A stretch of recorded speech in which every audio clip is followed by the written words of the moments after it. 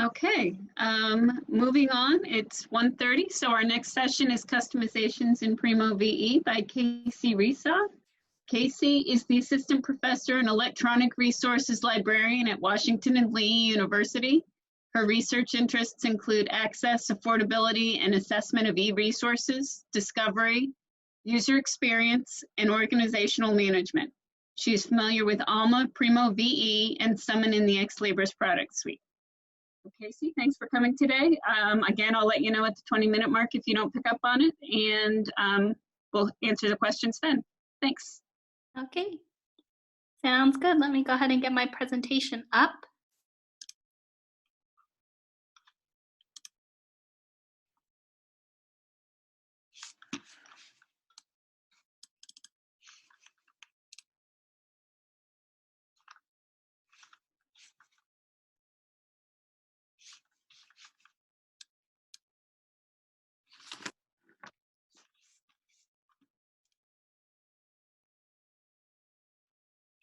Can everybody see that? Yep. Okay, perfect. I will go ahead and dive right in. Great. So again, my name is Casey. I'm the Assistant Professor and Electronic Resources Librarian at Washington and Lee University. Today I'm going to talk about customizations in Primo VE, but these are more basic. So if this is, if you're thinking it's more advanced, it's not, but I'm hopeful that everyone can sort of stay engaged. So looking at our agenda, which will not advance, there we go. I'm going to start with some background on Washington and Lee so that you have some context for our institutional size and scope. And I also want to share a little bit about our migration process because it's really important to the story. After that, I'm going to talk to you about the ways that we use usability testing to make the decisions on how to customize Primo. We have made very few decisions that weren't rooted in usability testing. Finally, we will talk about the customizations themselves. I'll give you examples of both display configuration changes and some Primo Studio customizations that you can make to your discovery layer. If you're interested in any of the Primo Studio code for the items that I go over later, just send me an email. I'll make sure to get that to you. What I share with you during the presentation is just an example. So let's go ahead and dive in to the background on Washington and Lee. If you aren't familiar, Washington and Lee, or WNL, is located in Lexington, Virginia. And for some geographical context, we're about an hour southwest of the University of Virginia in Charlottesville and 2 hours west of Richmond.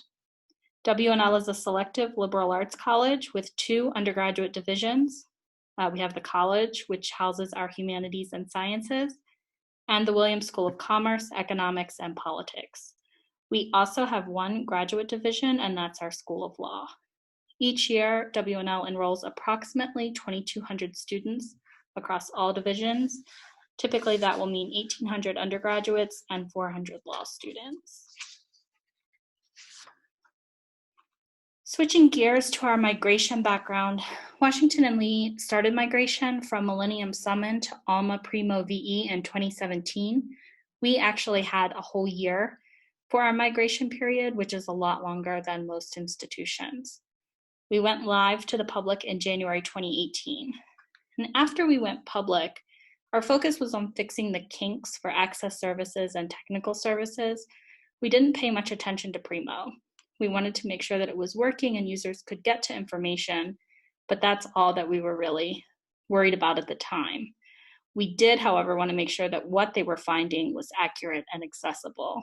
So after about a year or so, we were able to get through those administrative projects and update our workflows. Once that happened, it opened up our time to kind of explore a little bit. And that's when I started playing around in Primo Analytics and looking at our data for the past year. We wanted to see any trends or areas that may be useful to research further. And that's when I looked at the faceted navigation, and that kicked off our usability testing and customizations for the Primo interface. So we wanted to look at user behavior. We can customize Primo to our liking as librarians or IT staff, but does that make a difference to the end user experience? Washington and Lee has a super small library staff. They have a even smaller staff that devotes itself to sort of Primo and improving that experience. It's essentially myself and our director of computer technology. So for us, it doesn't make sense to build out Primo in sort of an elaborate way. We want to focus on function. I'll go into more depth about Primo analytics in the next few slides, but as I mentioned, this is where we began our research. I looked at the Primo action usage reports, facet reports, and zero search results. These helped me to sort of identify where I wanted to go with the usability study. Setting up the usability study was a bit difficult. I had limited experience myself, and WNL doesn't have a culture of usability. So I relied on other studies to help me. I found the University of Arizona libraries have great resources available, and so did James Madison University. I used ideas from both to help create the study that would work for us at WNL. I will go into more detail on that overall, but there were some challenges with the whole process. Recruiting students was one, parsing through the data, and having enough time to sort of get things together for the review board and submit for publication. Our work on this and all of its challenges was published in Computers and Libraries magazine last November, so feel free to check it out if you want more in-depth analysis. So if you aren't familiar, there are many reports that can be used to dive into user behavior. Some of those include the Primo action reports, facet reports, popular searches, sessions, and the zero result searches. For instance, the action usage report looks at the endpoint of user behavior. So that's your basic searches, advanced searches, number of times the user clicks on permalinks, and things like that. When you are looking at Primo reports, make sure that you're looking at the view that you want. If you have multiple campuses or multiple instances of Primo, make sure that you're excluding the ones you don't want to include. So for us, we exclude the law school and all of that data. Next, we looked at the facets. This looks at the individual facet. It's your refine my result labels or your tweak my results. And that's where I'm going to dive in a little bit deeper. So what we learned after we pulled those reports is that in January 2018, we had 13,363 basic searches in Primo, but only 706 times were facets used. We wanted to figure out why that was happening and how users were getting the information they needed without clicking on those facets. One of the things we did before we started our usability testing project was looking at our peer institutions' discovery layers. We wanted to figure out what we liked, what we didn't, and how we could make Primo easier to use. So one of our peers, William and Mary, had done a really good job of making their facets stand out by having those static boxes for each option. Our concern was that users didn't know that they could click on the other options because it's a hover click. So we wanted to make the static box. For this change, it was in Primo Studio. Again, this is just an example of what the code is. For the actual code, you can email me. The director of technology actually does the coding in Primo Studio, and I do all display configurations. Several schools, including William and Mary, also decided to change the naming conventions of some of the facets, and we thought that would be useful as well. We didn't know that users would understand resource type. We don't know that they understand material type either, but that's what we had in Summon. So we thought that translating that experience would be beneficial. And that's something we'll continue to look at in usability testing. But to do that, you do a label configuration, and that is from Discovery and in your facet labels, and you can change it to material type. And on this page, we also changed subject to topic, and that's just displaying what that change looks like.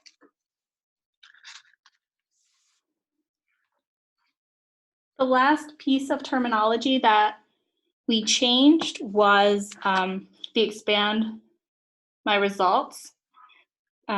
We understandably assumed that didn't mean anything to the end user, One of our librarians actually asked in a meeting what it meant to expand the results. What are you expanding it from? What are you expanding it to? So if he didn't understand, we surely didn't think that our students could understand that either. So we wanted to change it to something that made them understand that there may be extra delivery time. So in this case, we changed the phrase to include results that require additional delivery time via interlibrary loan. We know that they probably don't know what interlibrary loan is, but at least they know that there's a delay in delivery time. And so for us, that's good enough for right now. To make that change, it is in the display configuration labels, Prima result tile labels. So we also changed, as you can see, the language tweak results to refine my results. Some librarians have a physical reaction to the word tweak, so we went ahead and went with refine my results for that label. Now that we made the changes, we were ready to plan our usability test. We used the University of Arizona's Tiny Cafe concept to recruit students. So I set up a table at the front of the library and tried to lure students with snacks. It did not work. The tasks were largely very easy, 10 minutes to complete 5. They were defined items so that we could see how students approach the discovery layer. Unfortunately, my timing was off. WNL is a 3-term institution. We have fall and winter terms with a 4-week spring term.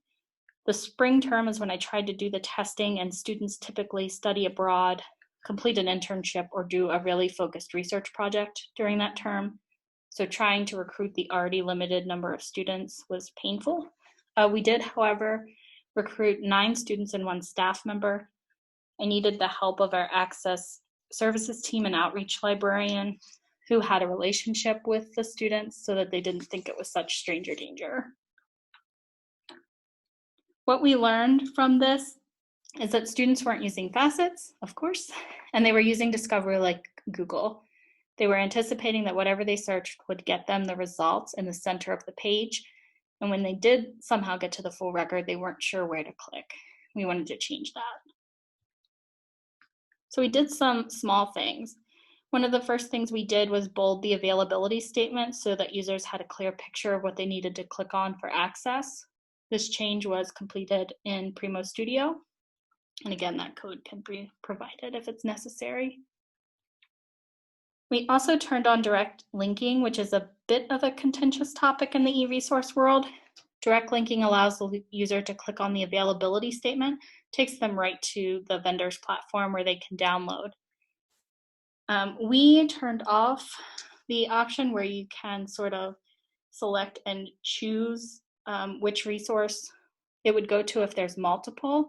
We decided that we wanted users to hit the full record page and make a consumer choice. We didn't want to force them to go to one specific vendor or another, especially because we're paying for it. But if you wanted to do that, you can rank your vendors and the multiple services. If it's available, it will take them no matter what to that first ranked vendor. Again, we didn't do that, but you can make those changes in the display interface display logic in direct linking. We also wanted to reorder the actions that were displayed on the brief results so that students could link, cite, and save really quickly. To change that, you do it in the configure views in the brief record display. And I will show you a visual of that on the ALMA side in just a few slides. You can also reorder the actions in the full record. This is less important now that all actions display at the same time. Previously, only a certain number of actions would display, so it's sort of important to choose which ones showed up there. To do this, you edit in the brief record view, which is also a bit confusing. I couldn't figure out how to do this for a very long time and finally put out a call on Twitter.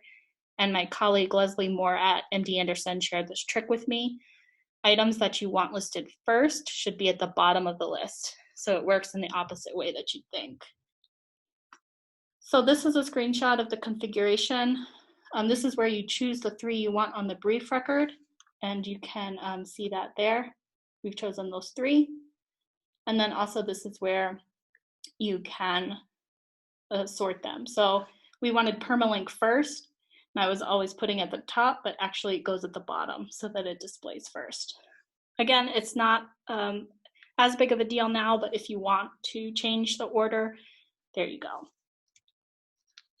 We also knew we were missing a problem report form. It was important for us to get that in there. We hadn't had one since Summon. We wanted something for physical and electronic items. You have to use Primo Studio for this. And that is just some of the code. If you want something for that, we can give it to you. Ours is not perfect. The front end looks fine, but what we get from Primo on the back end isn't always helpful. So that is something that we're continuing to work on. We also wanted to make sure that users understood kind of what it meant with the physical material. So students mentioned they weren't sure what available meant. Did it mean it was on the shelf? So we just went ahead and we changed the labels to say on shelf. So that was in the calculated availability text, but we also did it in the get it tile labels as well. We also, when it's unavailable, I can't remember what it used to say, maybe unavailable, but now we've changed it to checked out.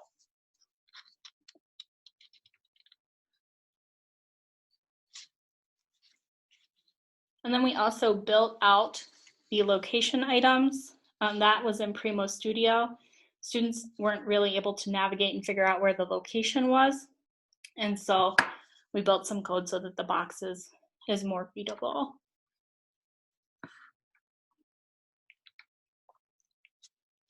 So we finished our second round of usability testing in the fall.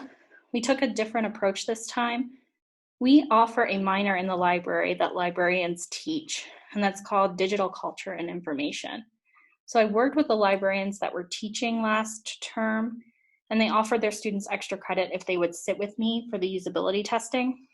I was able to get 19 students, and I would have gotten more if I would have left that window open a bit longer.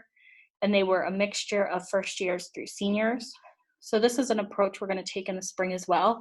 It's just a really easy way for us to recruit students across multiple disciplines, multiple backgrounds, and class years. But we're also going to have our student worker do some usability testing. We're going to have him sit in the front of the library and try and get students in. We feel that students are more comfortable with students. He is super capable, and so we're going to have him go ahead and do that. Even if there was sort of any sort of glitch with the usability testing, it's not life or death. Can't skew our results too much. So we are excited to try that out this spring. We noticed that in our fall testing that users were still looking at the center of the screen. So we're going to trial and UX test Third Iron's LibKey product. If you aren't familiar with the product, users can download directly from the brief results page for participating vendors. So that doesn't mean clicking out to the vendor and then downloading. Most of the time you can download right from the brief results page, which is great. We are also going to continue to look at terminology. For facet types, students didn't understand what actions meant in the full record. So we're going to change that results terminology to send save. Also, newspapers weren't as noticeable and they were more confusing. Students would see the word article after a search and think they were accessing a newspaper article.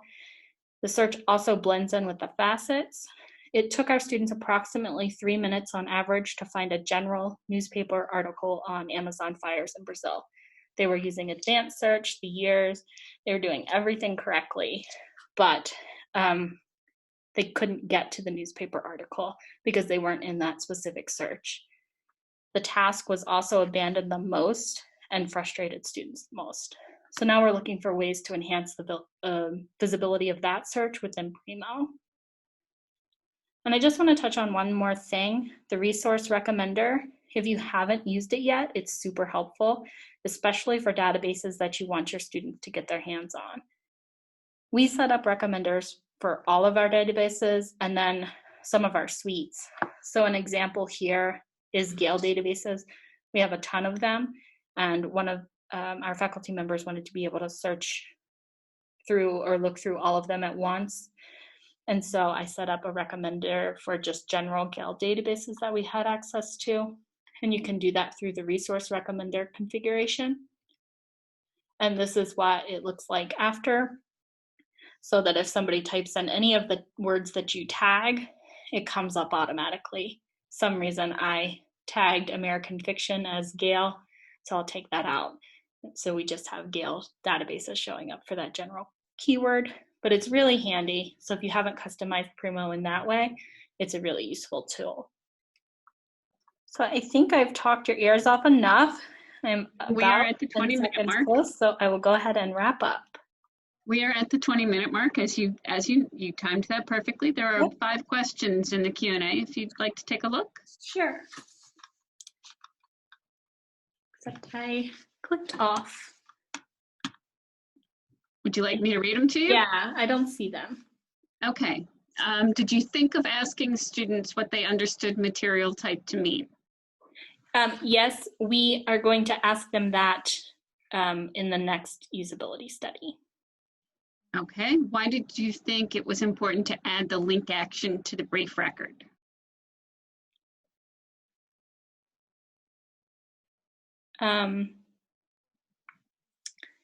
The link action? I think they probably meant the permalink. The students were using the discovery layer like Google, so we wanted them to be able to access the article right away. If you're talking about the little icons that show up, I think that's what they meant. Yes. Yeah, faculty members want the permalink to the items right away. That's more of a faculty member thing. Okay. Does your report a problem form input the record the user was on when they submit it? Yes, except if it is a PCI record. If it is a PCI record, it comes over blank right now, and we're trying to figure out how to fix that. But all of our local records, it comes over with the ALMA ID. Okay. If you have items that don't circulate, what wording are you using under availability? We don't have anything in there that would not circulate except for special collections items, and those are listed as not available. Okay. Are you using the separate newspaper search option?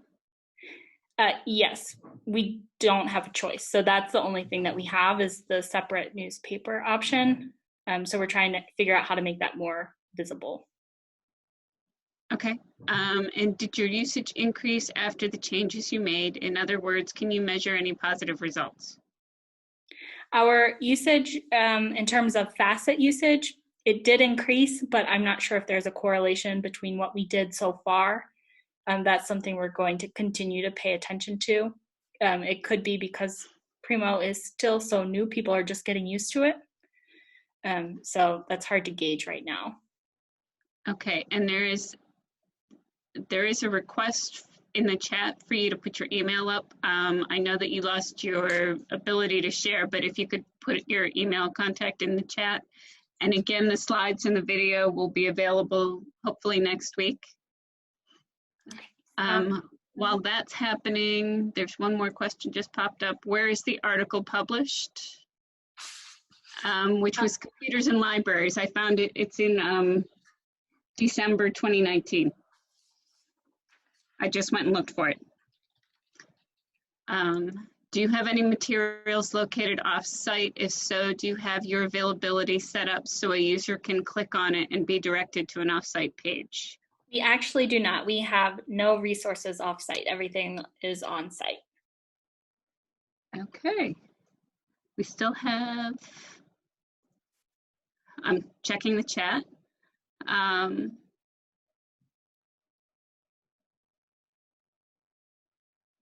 I don't see any new questions there either. So there's a lot of great feedback in the chat on your suggestions. And, oh, sorry, we had 2 more questions popped up. Do you know if students use the exclude facet? That I have not looked at, but now that you have mentioned it, I want to look at it and see if they do. Okay, and do your stats include librarian searches? Yes, we don't have a way to exclude our librarians. So when we looked at something like the facet searches, we assumed that most of the time it was the librarians who were probably using the facets. Um, so they would skew the results one way or the other, whether good or bad. But again, we don't have a way to kind of exclude them, just the way that our IT has us set up. Okay. Oops, I just saw something, one last one come up in the chat. If an item is checked out, can the patron easily get to ILL? Yes, a form will pop up automatically for our physical items. If it's checked out, they can click on that and it goes through to PASA. Okay, thank you so much for everything. Again, the slides and video will be posted on the SUNYLA site next week, hopefully. And thank you so much for your presentation. Thank you.